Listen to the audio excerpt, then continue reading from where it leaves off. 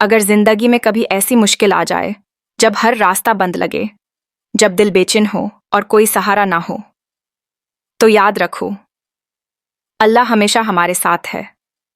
قرآن پاک میں اللہ تعالی فرماتا ہے، الا بذکر اللہ تطمئن القلوب، خبردار، اللہ کے ذکر سے ہی دلوں کو سکون ملتا ہے۔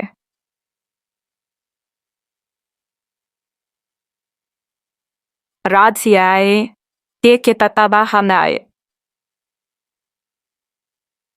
تو رک جاؤ، سجدے میں گر جاؤ اور اپنے رب سے دل کھول کر بات کرو۔ وہ رب جو ماں سے بھی زیادہ محبت کرتا ہے۔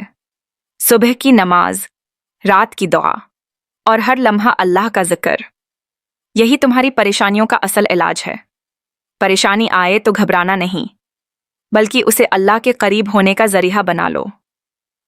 پریشانی میں گھبرانا نہیں، بس رب سے رشتہ مضبوط بنانا۔